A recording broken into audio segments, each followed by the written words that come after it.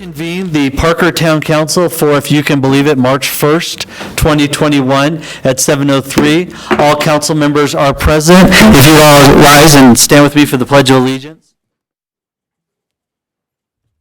I pledge allegiance to the flag of the United States of America and to the republic for which it stands, one nation, under God, indivisible, with liberty and justice for all.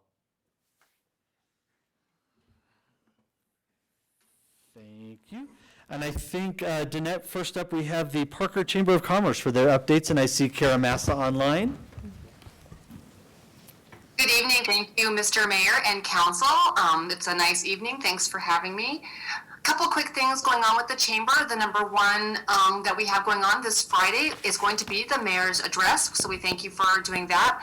On Friday morning at 9 o'clock, it is a Zoom meeting, and we'll also have Michelle Kevel giving us a bit of an update as well. So really looking forward to that, and thank you again for doing that with us, Mr. Toberg.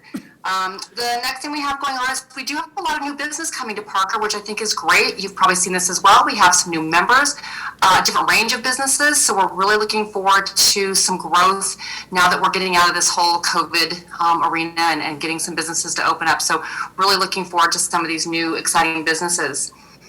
The next item that we have coming up on March 24th, actually, we are going to be visiting virtually the Capitol along with the members of the DCBA, which we are a part of, the Douglas County Business Alliance. We'll be meted by some of our senators, representatives, and such to go over what's going on along with our state. So looking forward to that as well on the morning of the 24th. On March 25th, we will have our candidate forum, which will be for the new places that you guys will be filling for town council. So we'll be doing that, a combination of live and virtual, to let those candidates give us some information about themselves. And lastly, I think that is about it. We are, again, looking forward to, I guess we have an economic update, sorry about that, coming up in April as well, and we'll give you more information on that probably at the next meeting. So a lot going on in the next 30 days, so hopefully we'll see all of you there. Any questions for me tonight? Sounds right. Council, any questions for the chamber? Nope. And Kara, I would just like to say to you and your board of directors, thank you so much for your hosting Michelle and myself for the mayor's message on Friday. We're very much looking forward to the new event and sharing all the fantastic things that happened in 2020, but also what's on board for 2021. We're really excited about that. So thank you. That is great. I'm excited as well. Wear your best tie, because I'm getting a lot of feedback that we should have a lot of people in attendance. So Good looking forward to seeing you. No pressure. All right. Next up is the Downtown Business Alliance. Danette, do we have someone from the DBA on?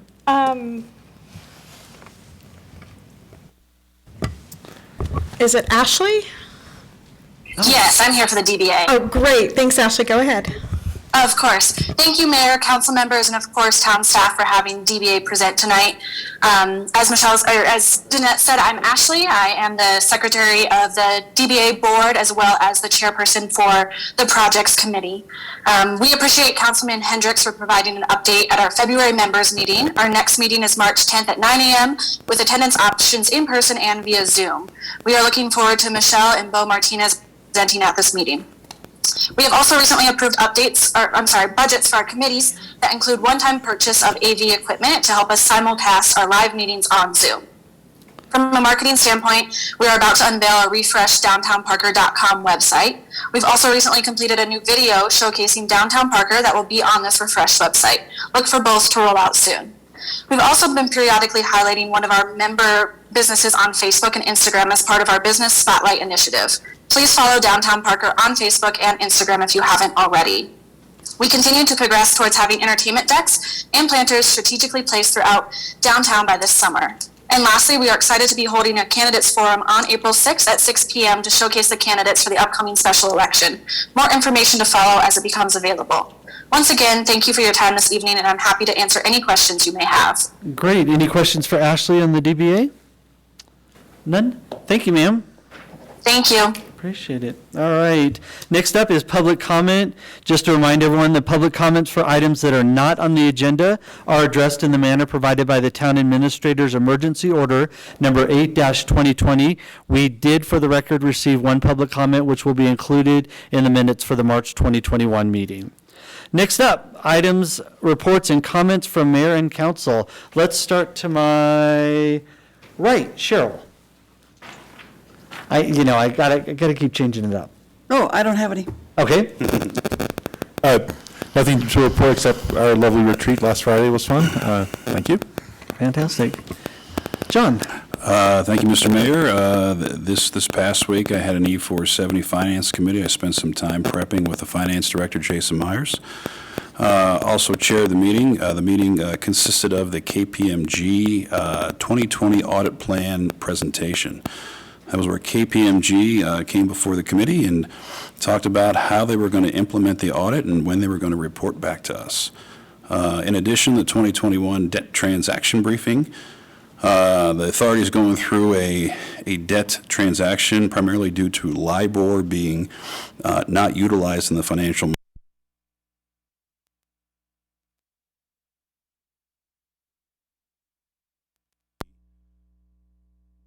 2022 toll rates policy timeline briefing. Again, the finance director was talking about he needs more information to identify if there is potential to consider a toll rate change at this point in time. So with that, that is all I have, Mayor. Thank you. Great, thank you. Councilmember Hefta. Yes, thank you, Mayor. This past week, as I was out and about in the community, I did have a chance to get some questions from some local business owners and some local nonprofit organizations. I was able to successfully get those organizations with the information they needed, and specifically get those nonprofit organizations to Mr. John Fusa at Community Development so he can answer their questions. Also, I'd like to thank our facilitator for the retreat. I would like to thank the host of the Inverness Hotel, did a great job at the retreat. And also, of course, our own staff for their hard work in putting this on at the retreat, specifically Michelle hard on this and Danette as well. So thank you very much for that. That's all, Mayor. Great, thank you. And council, just a housekeeping item. If you could put your microphones on mute, we're getting some feedback on the live video. So just for tonight, and then when you come back on. Perfect. Item number 6 is the consent agenda. Consent agenda items are considered to be routine and will be enacted by one motion and one vote. There will be no separate discussion on the consent agenda items unless council votes to remove an item for individual discussion. Ordinances on the consent agenda are for introduction only and will not be removed for discussion. Consent agenda items discussed at study session can be viewed by clicking on the link on the webpage and on the agenda. Before we get started on the consent agenda, council has asked me to make a comment that while item 6G, which is an ordinance on first reading for the noise ordinance, while this is being introduced on first reading, we do have it on our study session for next week for continued work. So tonight we'll be introducing it into the public, but next week we'll be also continuing some modifications before it comes to us for second reading after the 22nd meeting, I believe. So with that, any other questions or comments on any of the 9 items on the consent agenda? Your mic is not. Mr. Mayor, I'd like to have item I-1 removed from the consent agenda. Are you making a motion to that? Yes, Cheryl? I am. Okay, is there a second? Okay, without a second, we will then entertain a motion to approve the consent calendar. I make a motion to approve the consent agenda. A second. Okay, it's been moved by Councilmember Hendricks, seconded by Councilmember Diak. Your vote should come up on your screen.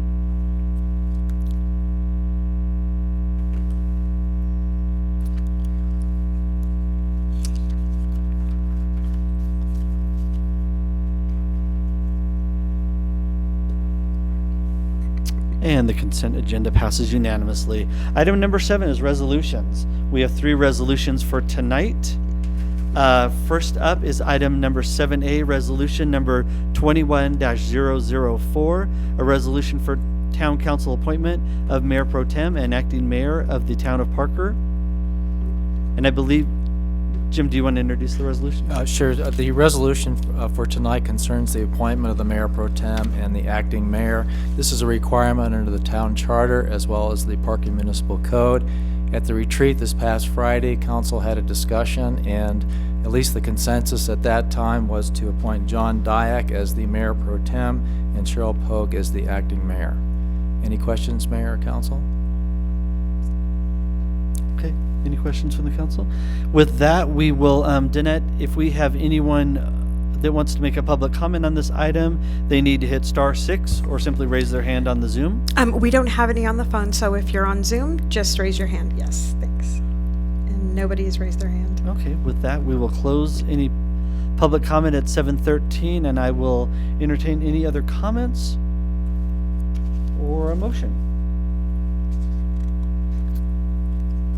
I move to approve resolution number 21-004.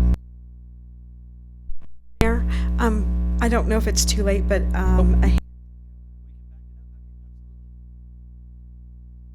Todd, hold on to your motion. All right. okay, Grant, are you still there? Please unmute yourself.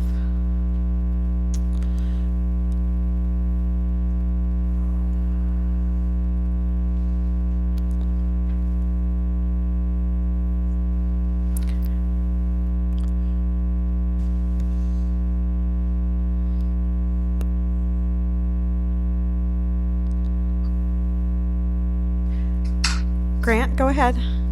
Okay, Mr. Glessner, and for the record, if you'll state your name and address for the record, and then we will set the Certainly. 3-minute timer.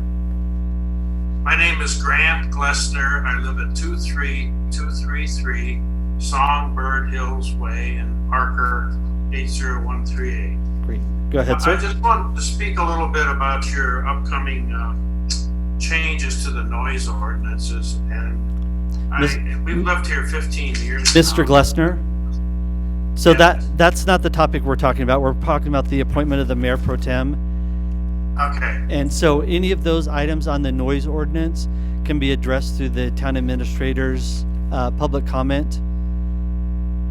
And All right. Danette, if we can, just in the chat, if Mr. Glessner can give you his comment information, his contact information rather, to get a hold of Mr. Glessner, we'll inform you on the way to do that. And then, Mayor, he would certainly have the opportunity to make any public comment at second reading. Right. Thank you. All right. Thanks, sir. So with that, we'll reclose public comment on the issue at 7:15. And Mr. Hendricks, do you contend there's your motion still on the table? Yes, it is. Thank you. Is there a second? Okay. I So- second. So it's been moved by Councilmember Hendricks, seconded by Councilmember Hefta. Please vote when prompted to do so.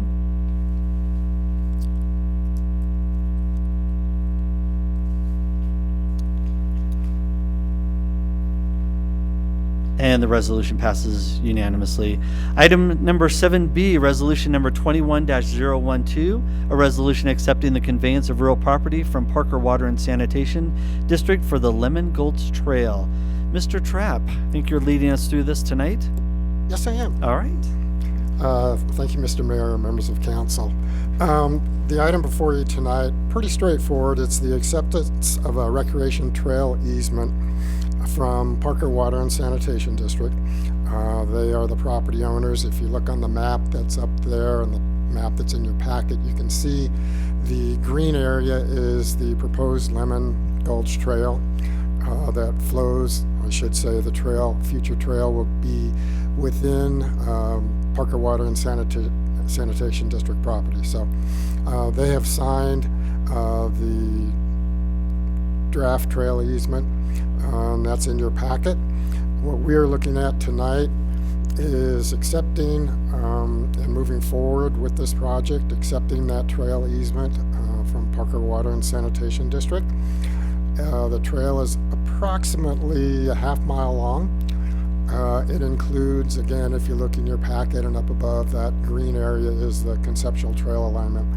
It includes, on the very southern reach, a low water crossing of Lemon Gulch Trail.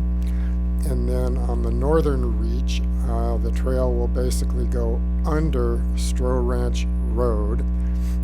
There's already, I believe, a bench graded in that location to accept the trail.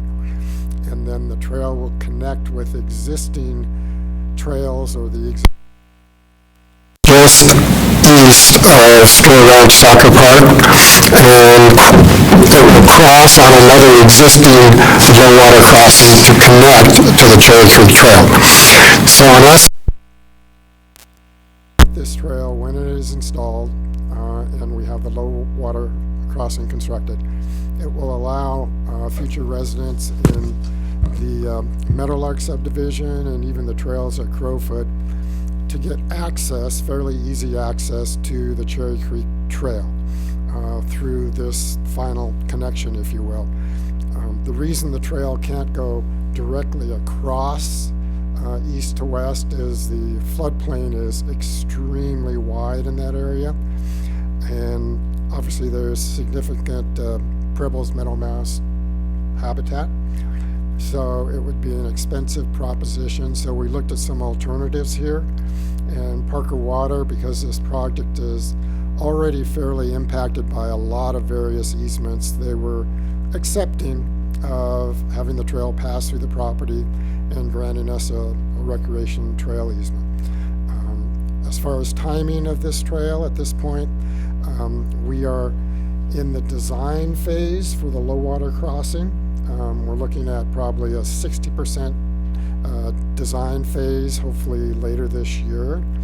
We haven't begun the design and engineering for the actual trail. That should start later this year. We have budgeted just over $500,000 for the design efforts. Once we have that done, then obviously we bid out the project, make sure that what we have in our budget can cover those construction costs, and hopefully move forward in the next couple of years completing this trail. So it would offer a lot more connectivity. Excellent. Excellent. Council questions? I'll start to my right. Cheryl. Yeah, Mr. Trapp, looking at your proposal, you said that this is going to be going underneath Stroh Road? Correct. What's the additional cost to do it that way? Well, it really isn't an additional cost, because what we have done when Stroh Road was constructed, we knew that there would be some sort of trail connection here. So what happens is the trail just basically dives under Stroh Road. It doesn't cross the creek, and there's a bench that's been constructed, so that accepts the 10-foot wide trail with buffers on each side, which we've done before in other undercrossings, quite honestly. That will be part of, from a budgetary standpoint, we will know better once we have gone through, done the design and engineering for the entire trail and what that particular cost is. It's pretty minimal. It's probably less, quite honestly, than the actual low water crossing, which is more of a structure that you have to go in and construct to accept the trail. So it would look something like the trail going under Pikes Peak Bridge there? Yeah, I'm trying to visualize that, but something similar. Okay. I mean, you have to make sure there's enough clearance below the bridge deck and where the trail is actually constructed, and that there's enough width that you allow a little bit of run out. Potentially you might need some railing on the stream side, just so people don't run off into the riprap or into Cherry Creek. Okay, thank you. Councilmember Hendricks. I was just curious, do you have a rough timeline when this might be done, completed? What we like to do is basically design and engineer trail projects in 1 year, because once we reach the end of that final design and engineering, we have an engineer's cost estimate. And then we can take that and plug it into our budget with a little bit of cushion. And then hopefully the next year is when we would have that constructed. So I would say optimistically, we probably could begin construction next year, maybe spring, something like that, if all goes well. Councilmember Diak. Just a comment, and anytime we can add trails, it seems to be a good thing. A lot of our citizens love the trail system we currently have, and it's looking like we're continually adding to it. So I appreciate your efforts, Mr. Trapp. Thank you. And Councilmember Hefta. Yes, just on the financial impact, and I know you said that the costs will result in costs related to design, engineering, construction, and long-term maintenance. Can you give us a ballpark figure yearly of what that might be? I do know the design and engineering cost for the low water crossing. We have that information a little bit ahead of the design and engineering for the trail itself. And that is approximately $125,000. And the reason that's a little more costly is there's a number of components that you have to go through because you're in a floodplain, and you have to get various approvals for that. Luckily, there's no habitat in that area because that would be a secondary level of review and approvals. So what we've budgeted, I am hoping that we could actually come in under that. The trail itself is relatively inexpensive because the alignment is fairly flat. There's not a lot of topography, not a lot of obstacles. So from that perspective, I think what we have budgeted, we probably could come pretty close to basically being able to use most, if not all of that money and get the project done. Thank you. Thank you. Council, any other questions? Just one more. Sure. So, Mr. Trapp, on that underwater crossing, that Lemon Gulch is subject to high volume flows during different, rainy flood seasons or whatever. Mm-hmm. To what standard will that underwater crossing be built? Because I think there's going to be a lot of flood issues there in the future. You mean the low water crossing? The low water crossing, yeah. Okay. We go through a process from both the engineering and design to make sure that on, I'll say, medium storms, that's not a technical term, but the low water crossing would still allow flows underneath the trail, just the way it's designed. Typically, it's a concrete structure with inlet underneath that concrete structure that allow nuisance flows and even some of the more, I don't want to say high water flows, but higher water flows. And typically there's signage, so people are warned if it is overtopping not to use the trail from a safety standpoint. And we've done that in a number of low water crossings throughout the town. A good one would be the east-west trail crossing on the west side of town, the Newland Gulch. There's a low water crossing there. So it works pretty good in the sense of, from a cost standpoint, if we looked at doing a bridge structure, I mean, there's no way it's going to cost less than this low water crossing. Yeah. And I just, I know that river or that gulch, and I know it can happen. So Right, I'm right. expecting those occasional, very occasional, extreme high water. Well, and that's what the low water crossings are for. The ones that have constant flow and very high flow during storm events are the ones where we look at and say, okay, we're going to have to do a bridge based upon everything we know about the design impact of the hydrology in that area. Okay, thank you. Thank you. All right, if there's no more questions, we will open it up to public comment at 7:26. Danette, do we have anybody raising their hand for public comments?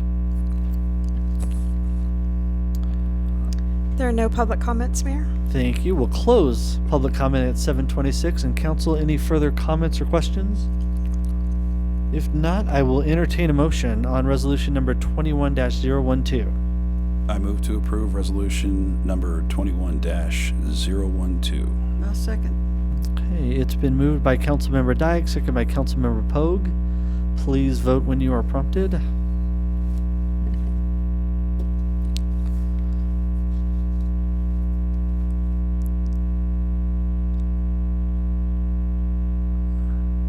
And the resolution passes unanimously. Thank you, sir. Next up, resolution number 21-014. a resolution to appoint members to the Investment Advisory Committee. Rhonda, you're handling this tonight? Great.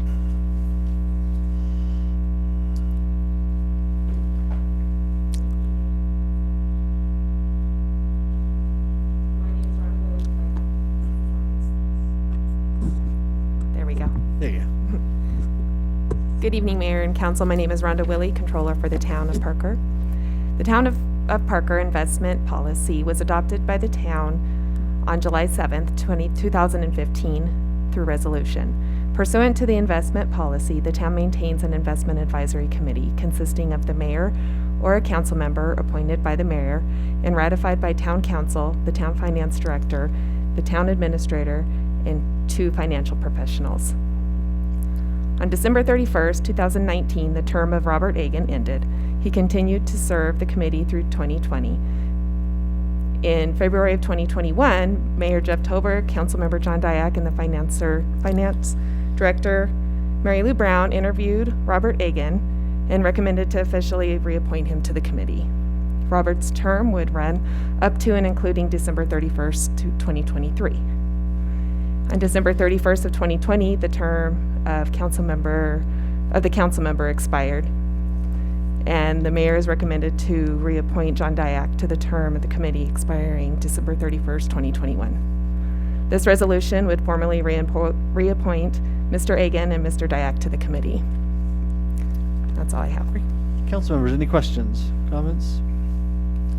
You can't back out if that's your No, I just want to speak to, I guess, our interview with Mr. Agan. I mean, I was in the fortunate position to interview Mr. Agan the first time. He went on with our finance director, Mary Lou Brown, and again, just a great person, a great resume. He has done, he's a very modest individual, but he has done a lot in the financial service industry. And for our citizens to be willing to serve the town and the community just kind of goes without saying. So, I mean, to me, I'm happy to have Bob back, and I truly appreciate his desire to return to help us out here. Thank you. Councilmember Hefta? Questions? Nope. And John, I would echo that, as well as your willingness to go back on that board and continue on for another year in monitoring our financial health. With that, I'm going to open this one up for public comment at 7:30. Danette, do we have anybody wishing to make a public comment? There are no public comments. Okay, then we will close public comment on this at 7:30. And council, any other questions, comments on this? Okay, then I'll entertain a motion. I move to approve resolution number 21-014. I second. It's been moved by Councilmember Hefta, second by Councilmember Hendricks. When prompted to vote, please do so.